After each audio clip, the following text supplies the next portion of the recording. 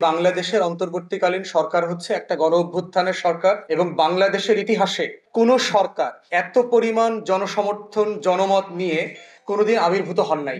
সবার ঐক্যমতের ভিত্তিতে 2, 3, 4 বছর থাকতে পারে।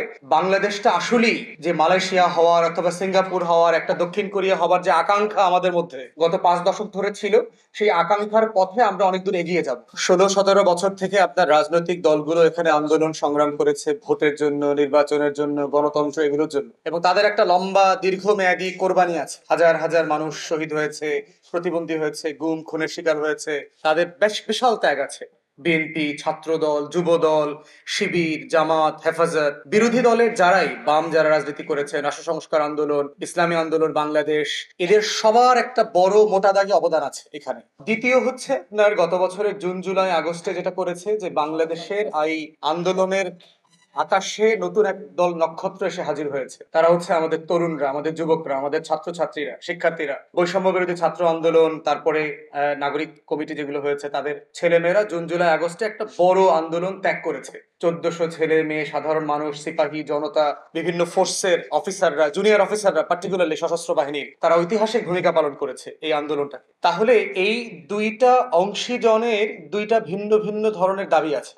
রাজনৈতিক দলগুলো 16-17 বছর ধরে বারবার বলে আসছে যে আমি ভোট চাই, নির্বাচন চাই, গণতন্ত্র চাই। কিন্তু আপনি তরুণদের আকাঙ্ক্ষাগুলো যদি পড়েন, দেয়ালে দেয়ালে, বরিশালের দেয়াল লিখনগুলো আমি পড়েছি, দেয়ালে দেয়ালে যদি পড়েন আপনি দেখবেন ওখানে অবিলম্বে নির্বাচন দাও এই কথাটা বলা নাই। ওরা বলছে যে বুকের ভেতর অনেক ঝড়, বুক পেতেছি গুলি কর, শহীদ আবু সাইদ মুগ্ধ, শেষ হয়নি এই যুদ্ধ, বাংলাদেশ দুই চাই, ফ্যাসিবাদী বন্দোবস্তের বিলোপ চাই, বাংলাদেশে যেন নতুন কোন ফেরাউনের জন্ম না হয়, তুমি যতবার ফেরাউন হয়ে আসবে আমি মুসার মতো আবার আবাবিল হয়ে নামবো। এই যে তরুণদের আকাঙ্ক্ষাগুলো দেখেন, এই আকাঙ্ক্ষাগুলো কিন্তু সেপারেট, কিন্তু দুইটাই হলো মর্যাদার জায়গায় সমান। রাজনৈতিক দলের আকাঙ্ক্ষা যেটা, এটা ভ্যালিড, ন্যায্য। সংস্কারের যে আলাপগুলো তরুণরা তুলছে এটাও ন্যায্য। এবং মাথায় রাখতে হবে যে বাংলাদেশের এখন 65% জনগোষ্ঠীর বয়স হচ্ছে 35-40-এর নিচে, এবং যারা কোনোদিন ভোট দেন নাই। আবার রাজনৈতিক দলগুলোর একটা বিশাল জনসংখ্যার যে সমর্থন এটা আছে। এই জন্য হচ্ছে যে আমি বোধ করি যে বাংলাদেশের অন্তর্বর্তীকালীন সরকার হচ্ছে একটা গণ অভ্যুত্থানের সরকার, এবং বাংলাদেশের ইতিহাসে কোন সরকার এত পরিমাণ জনসমর্থন জনমত নিয়ে কোনোদিন আবির্ভূত হন নাই। এবং পারহাপস আমার দৃষ্টিতে শহীদ প্রেসিডেন্ট জিয়াউর রহমানের ওই 3-3.5 বছরের এপিসোডের পরে সবচেয়ে সফল গভর্নেন্সের এপিসোড হবে হচ্ছে প্রফেসর ইউনূসের এপিসোড। প্রেসিডেন্ট জিয়াউর রহমানের পরে প্রফেসর ইউনূস সম্ভবত স্টেটসম্যানশিপের জায়গায় সবচেয়ে বেশি এগিয়ে যাচ্ছে, এবং এটা সময়ের উপর ডিপেন্ড করবে। সবার ঐক্যমতের ভিত্তিতে 2, 3, 4 বছর থাকতে পারে।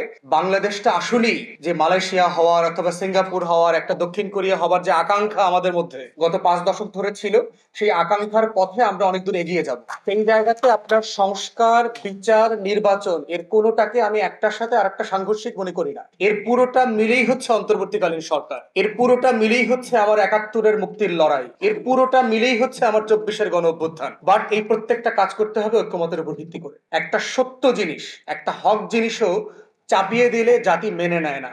এই জন্যই হচ্ছে প্রফেসর ইউনূস কারেক্টলি আমাদের পরামর্শের উপর ভিত্তি করে একটা কনসেনসাস কমিশন করেছে, যারা রাজনৈতিক দলগুলোর সাথে বসছে, কথা বলছে, পরামর্শ নিচ্ছে, দিচ্ছে, এবং একটা ঐক্যমতের উপর ভিত্তি করে সংস্কার, আমরাও দাবি করছি, সংস্কার, বিচার এবং নির্বাচনের একটা সম্মিলিত রোডম্যাপ আপনি ঘোষণা করেন। যেই রোডম্যাপটা নিয়ে আমরা সবাই মিলে কিভাবে সাহায্য করা যায়, একসাথে কাজ করা যায়, এবং দেশটাকে এগিয়ে নিয়ে যাওয়া যায়। এবং ইতিমধ্যে আপনারা দেখেছেন যে ঐক্যমতের কমিশনের আমাদের রাজনৈতিক দলগুলোকে তারা চিঠি দিয়েছে, স্প্রেডশিট দিয়েছে 166টা প্রশ্ন দিয়ে বিভিন্ন সংস্কারের ব্যাপারে রাজনৈতিক দলগুলোর মতামত কি এবং সেটার বাস্তবায়নের প্রক্রিয়া কি হবে। ইতিমধ্যে এবি পার্টির পক্ষ থেকে আমরা এটা জমা দিয়েছি।